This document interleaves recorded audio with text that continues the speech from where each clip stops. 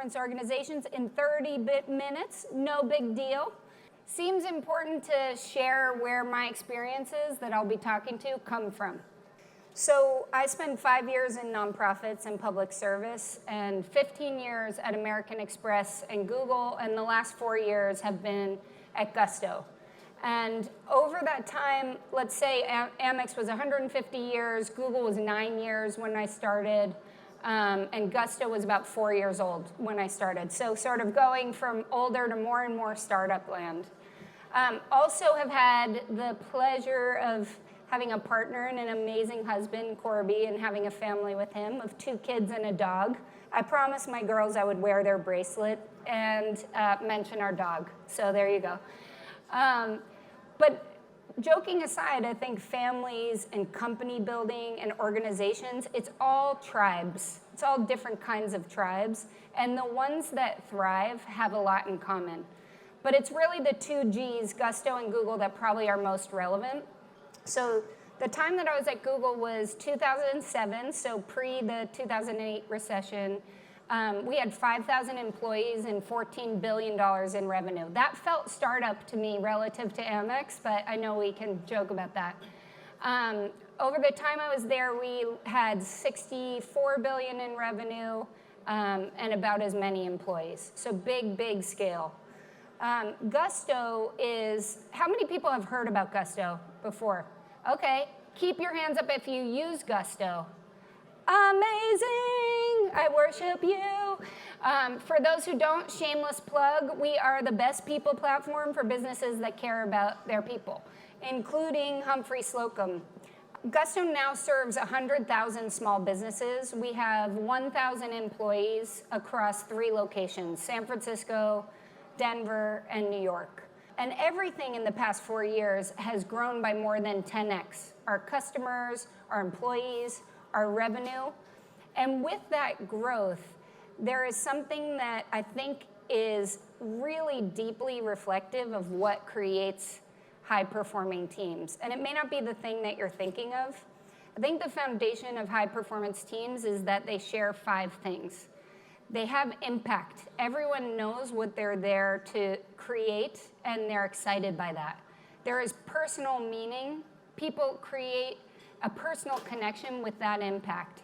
There is structure and clarity. People know how work gets done. Clean orgs. I know what I need to do, and I know how to do it. Dependability. I can depend on everyone equally to navigate their part of organization building. And the piece that most of today will be about is around the foundation, which is psychological safety and trust. Now, this work came out of some really good people analytics from Google that was performed over 2 years, where a group that is referred to as Project Oxygen looked at teams, all functions across many organizations, looked at quantitative impact, what was their impact on key results, and also employee engagement. Who was the highest engaged teams? They cross-referenced a bunch to come up with the teams that performed the highest were not the smartest people in the room. They were not the best positional players in their particular spot on the field. They were a team that had engendered this sense of trust. And for today, I'm going to use the 2 words, psychological safety and trust, interchangeably. But there's actually an important component that people miss when they use them as synonyms.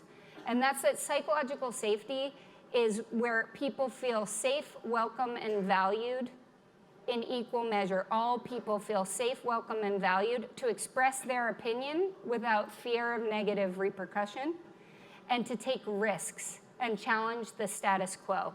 So I want to hold that in our head as we go through. Keep in your head while we're talking today, one team, could be your existing team, could be another team, that had all 5 elements in spades. You would know this team because you were doing the best work of your life, and so was everyone else. You felt in flow. People loved coming to work. You were creating products. You were driving results. You were creating profits. Real sustained value for the people that matter most, your customers, your employees, and your shareholders. And then think about another team. Maybe it's the same team just at a different point in its life cycle, where that was not the case. It was just a bad vibe. And I'd submit that that team was lacking in trust, and everything fell apart on top of that. Inattention to results, no clarity, I'm not going to be able to depend on you.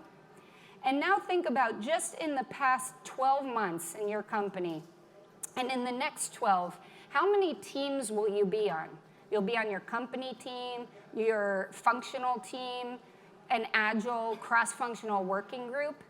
And presumably a lot of people are coming, maybe people are going. Every time someone comes or goes, your team is in a new state of formation. It's a new team.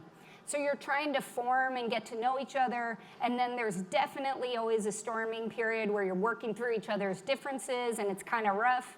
And then you normalize, and then you can possibly get to high performance. So if we know that trust is the necessary foundation for high performance, and if we're constantly in this state of trust and state of flux, how do we actually cultivate that practically? Something to think about is trust earned or is it given? On day one, when someone comes to work with you, obviously a trust has been both earned and given. They believed in you, you believed in them, and people want to work for leaders that trust them and that they can trust, but that's only day one. And then the real work begins. And what happens? Trust gets shaken. It gets shaken because of something we're going to talk about, but trust gets shaken and it needs to be earned again and again. And in technology, we worship at this altar of speed and moving fast and breaking things. And for crying out loud, people refer to us as mythical creatures and unicorns. And the deities and the myths and all of this storytelling is actually the very thing that can erode trust. Because if you don't tend to this carefully with attention and deliberately, it goes away and we just saw what happens. And importantly, this work is not fast. It can go faster sometimes, but it's actually slow, and it may slow you down on a nominal level against whatever scorecard you're tracking, but it is the biggest lever to high performance. So if we think about now, what are the elements of trust? Hopefully all of this can somehow feel intuitive, especially as you're thinking of your own example. Well, there's 3 key parts that need to line up in every interaction across your organization to create this foundational level. One is logic. So your team needs to believe that there is a plan, a debated, rigorous, good plan that they can follow to create the impact they have. There's no coaching on necessarily if the logic is off, but we'll presume you have a good plan. In addition to being good, it has to be well communicated to everybody in the organization. We'll come back to that. The second is empathy. People need to feel like you are in it for them, not for yourselves. And finally is authenticity. The real you needs to show up always, not just in what you say, but what you do, the latter being far more important.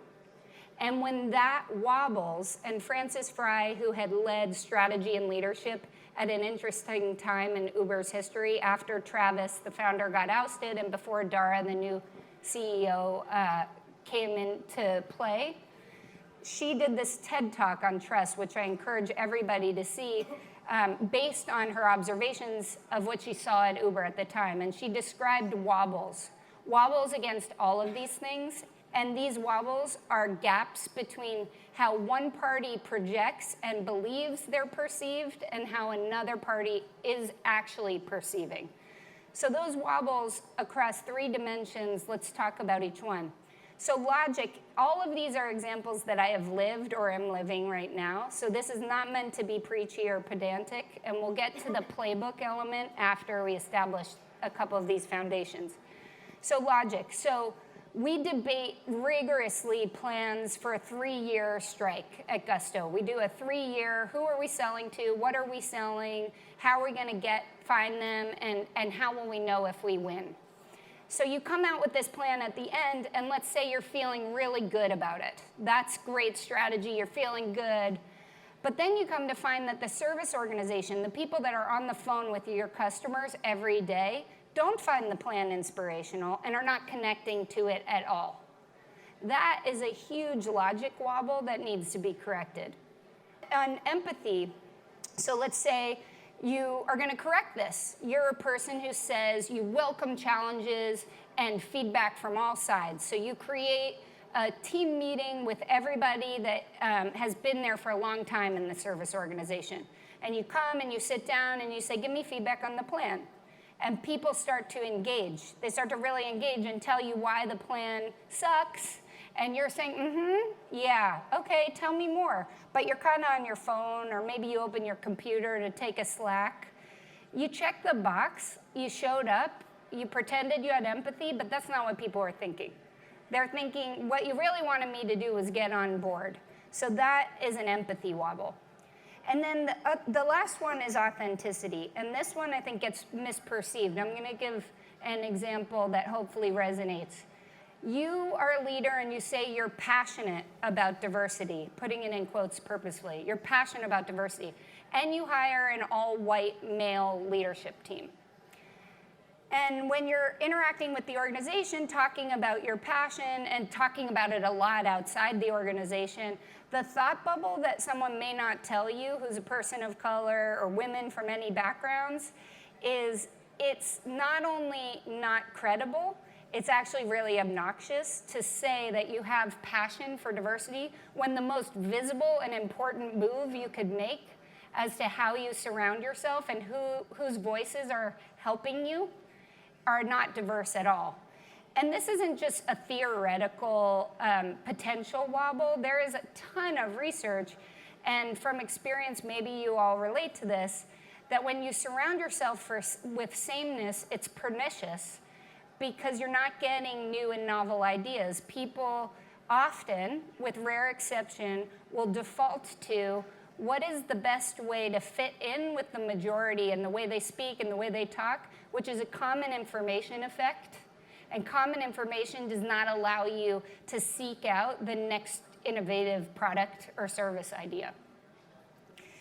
And it's incredible the time that we're living in. I think over 25 years of working and leading teams and being on some that are high performing and some that outright failed. If we look globally outside all of our organizations, the stakes have never been higher. This is from a trust study by Edelman Trust Barometer done globally. In this year alone, there has been a precipitous decline in people's trust for their governments, for the private sector at large, for NGO, and for media. But the one raise that we saw was people's trust in their employer, in all of you, in all of us, to help navigate an anxious and ambiguous world and do the right thing. So this, I think, is an incredible insight. It's an incredible insight, and it's an incredible responsibility. So sort of finishing the background on if trust is the most important element and if it's changing, our organization and our teams are changing all the time, how do you actually architect for this? Well, you set the expectation and you create the conditions for everyone in the organization to exhibit a driver mindset, to communicate for impact, and to make and live by impeccable commitments. We'll talk about each. So driver mentality, and we'll use some examples that bring this to life. Again, all real examples. Let's say there's a risk that you've just had a database breach. You don't know actually if you did, you just might have. You don't know specifically what the root cause was, and you certainly don't know how to respond. And so you got to bring it together, a tight team to help investigate and figure out what to do. And immediately becomes apparent that you have passengers and you have drivers. Passengers prototypically take the posture that life happens to me and other people are to blame. And there's three classic moves. First is to blame. Oh my God, I can't believe that team effed it up again. And then to dwell. They always do that. That team is always screwing it up. And another telltale sign, big hyperbolic statements. Other people always stink. It's never them. And then wait. you know what, I've got a class tonight, I work all the time, I'm gonna let these guys figure it out, they made their mess, they'll call me, I probably have to fix it. In the other side, you recognize drivers, people who prototypically say, I'm not in control of everything that happens, but I'm 100% in control of how I respond. And I always respond with respect and with curiosity. The driver sort of reflects, how did this happen? What was my part in it? And then they look for a way forward. How could we potentially, how do we use the collective wisdom of everybody in the room to get better at this? And then they learn, you know what, I learned so much, I'm gonna create a macro, I'll send it to the organization, so next time this happens, we all know how to respond. And interestingly, I see a lot of head nods of, you can think of passengers and drivers, but we're all both. We all at any one time are both, and in organization building, and imagine at the pace you're going, that we're going, it is really a marathon. It's a long, long way to creating sustained and durable performance. And so the trick is not to try to always, it's not even possible to always be in the driver's seat, but you can equip people to recognize when they're being pulled into a passenger mindset and then get them back to a driver mindset. And what is that tool? The tool will be recognizable to some of you. It is truly a mindfulness practice. So you're in a situation, it's heated, you'll recognize in yourself you're about to respond to a way that if your mom was in the room, she wouldn't be proud. It's always good to have the mom or the dad or somebody that loves you always on your shoulder. You got to, in those moments, stop. And I'm not saying just you equip the organization to have the same practice. Stop. Label the feeling. In the case of the database breach, am I embarrassed because I might have played a role in it? And am I frustrated because this is kind of endemic of poor performance? Am I scared? What is the feeling? And then take a minute to say, what was the trigger? Let's say I now reflect and I think, oh my gosh, the security engineer tried to tell me that we were at risk and that he needed resources to fix this. And I kind of blew him off because something else was more important. So in that moment, you observe what your part was in that, and then you think, what could I do in response? So I could say, because I've now noticed I'm kind of ashamed, and I'm also really tired, that was the trigger, you can share that with the folks in the room and say, look, I own a lot of this, and I'm super tired, I don't think I'm gonna contribute tonight. Or you could stay, or you could go. But the point is to then proceed and act consciously. As we're acting, growing organizations are all about communication. Communicating in one-on-one, communicating broadcast. And there's a good framing from Kim Scott, who wrote a book called Radical Candor and had worked at Google.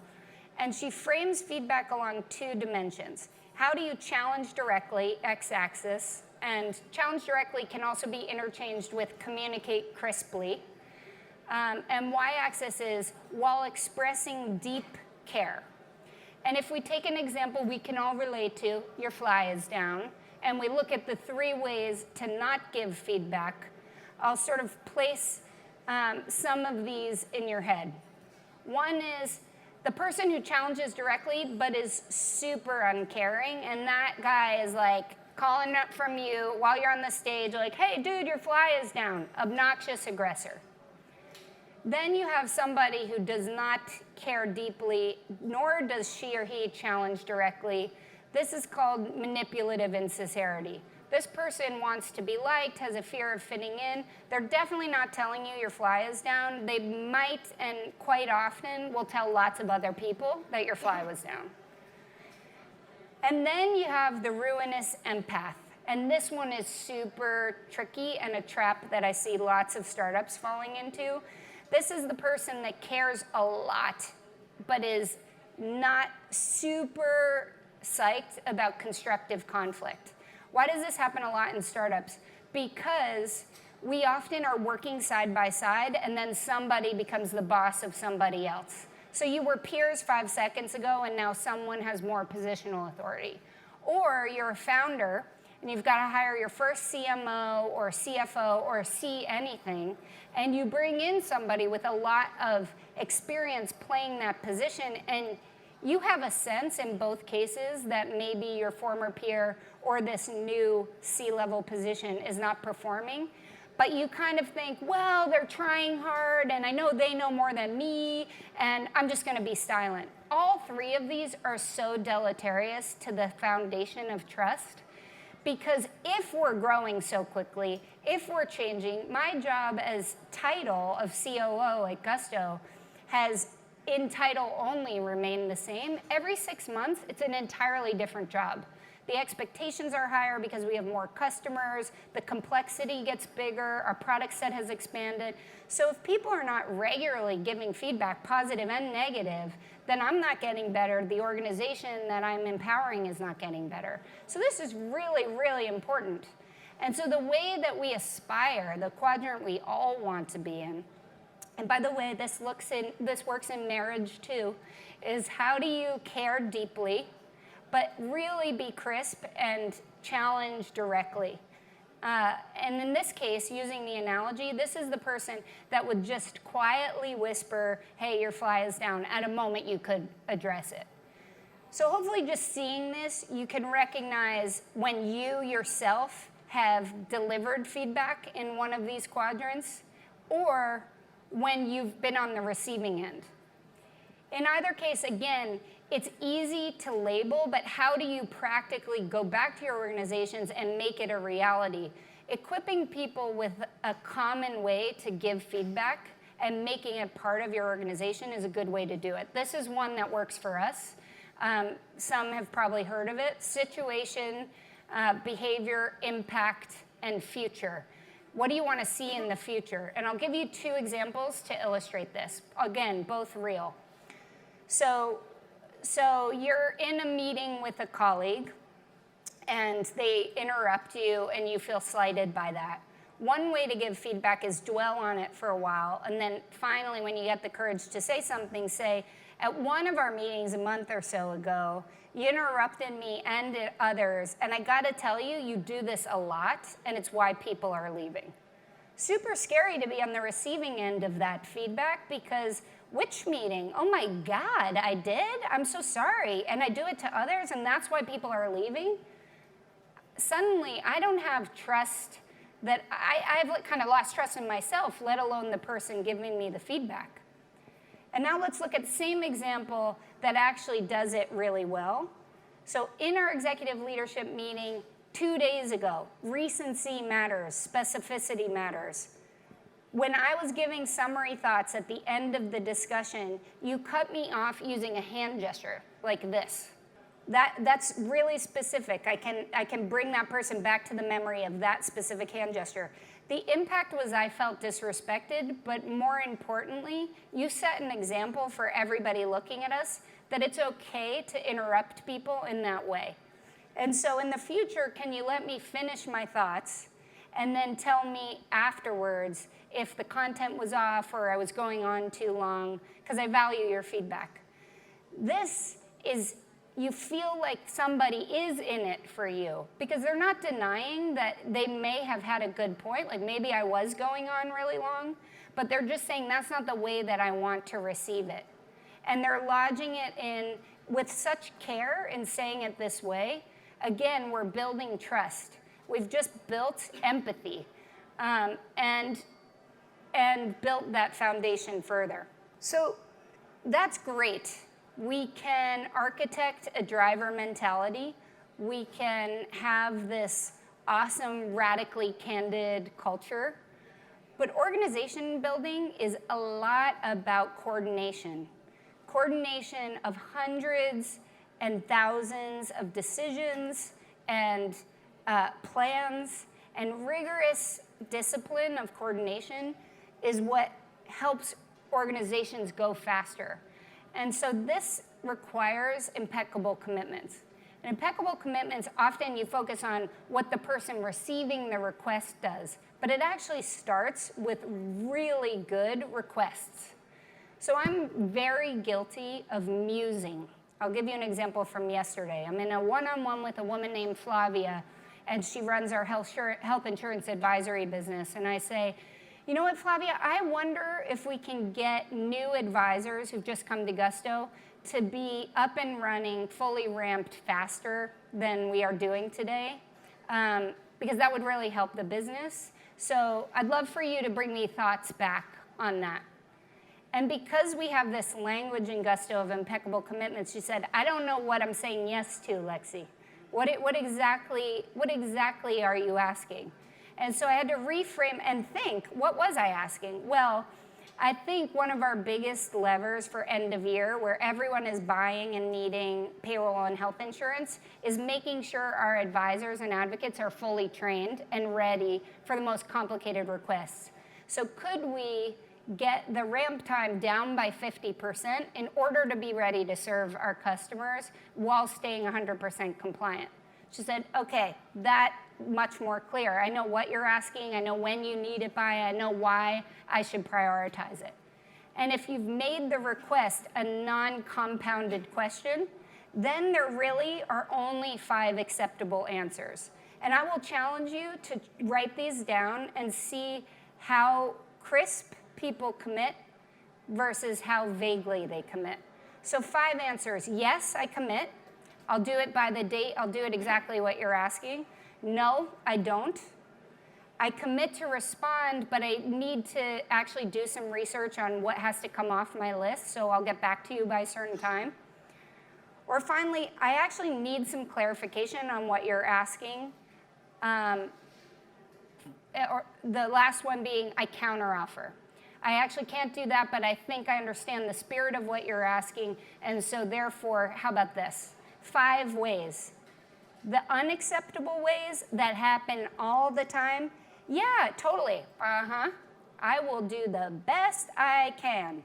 Or my favorite, let's take it offline. I'm gonna take it offline, and I'm gonna get back to you. First of all, what is offline in these days?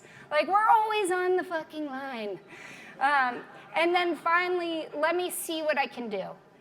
So truly, honestly, challenge yourself. Give yourself a grade every time you ask a question to somebody in the organization. Was it clear? And then give people the ability to commit this way, but don't leave the meeting until it's tracked, and always follow up. You as a leader, and everybody is a leader in some way in the organization, are equally accountable for delivery on these expectations. So a great way to wobble is if you commit to something and you deliver it 2 weeks late. No, if you commit, you also deliver, and if you don't, you apologize. You apologize publicly, and you don't give a long backstory about why you could have done. You say, I'm sorry, I committed, I didn't get it done, and that's unacceptable, because we hold ourselves to higher standards than that. And without that, this pernicious thing of delay and mistrust and anxiety creeps into organizations. So hopefully now you get sort of the framing of great teams built on trust. Teams that have trust are exhibiting this amazing alignment that you know it when you see it between authenticity, empathy, and logic. And that you can not be haphazard about that. You can architect driver mentality, impeccable commitments, and great candid feedback into your organization by making it part of the expectations, and also equipping people to meet those expectations. So that alone is a playbook for high performance, but I still would imagine, like, great, I get it, but it's still sort of vague. So how specifically, yes, I buy it, how do I do it? What do I do tomorrow?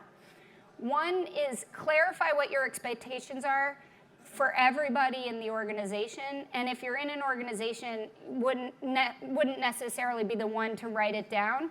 Ask your leader, what are the expectations? These are Gustos. I'm not going to go through all of them, but every engineer, every salesperson, every service person, everyone in the organization drives the business, builds diverse and inclusive teams, models self-awareness and Gusto values, and communicates for impact. And right up there at the top is cultivating a trust-based environment where everyone feels safe, welcome, and valued. You've got the expectations, and they're important for the next 2 steps because you hire for them. So really, really bad kryptonite is urgency to hire a role-related specialist. I need the best engineer, I need the best salesperson, I need the best finance person. So I'm going to screen only for their capabilities against that role-related need. No, equally, if not more important, has to be their experience, their motivation for creating a trust-based environment. So how do you do that?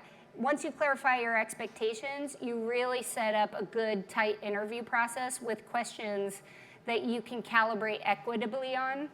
And some of the questions around trust are simply, is trust given or earned? When have you been on teams where you felt there was a lot of representative voices and trust was working well? What was going on with them? What about the opposite? When have you been the reason that trust faltered? If these are stumpers, if these just are like I don't know, then no, it's a hard no. People have to be curious, at least innately curious. Depending on their experience level, maybe they don't have a ton of examples, but curiosity and an interest in these questions matters a lot. And then once you get this team, it's about calibrating equitably and calibrating both what they do, x-axis, representative of how we do it again at Gusto and sort of built on the other experiences that I told you about at the front. But key results that are measurable, quantifiable, everybody, there is no team that is removed from having actual key results.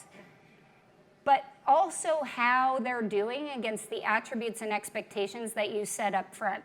And so the difficult, but it's actually not that difficult, the one that hooks people up, wraps them around the axle, is that amazing producer who is really destroying trust. They're not committing well, they're not making people feel safe and valued, they give really catastrophic feedback, they're often in the passenger seat, but they're an amazing salesperson. Or this guy is the best technical designer we could ever get.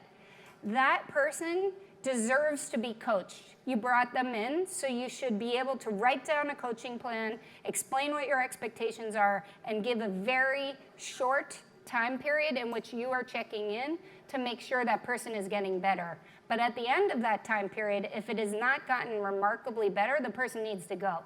And you need to be willing to take the hit to revenue or product delivery or whatever it is that person was so amazing at. But I guarantee you, the short-term hit is so worth it relative to the long-term malaise that develops in an organization where people who are doing all the right things see that this person is still allowed to be here.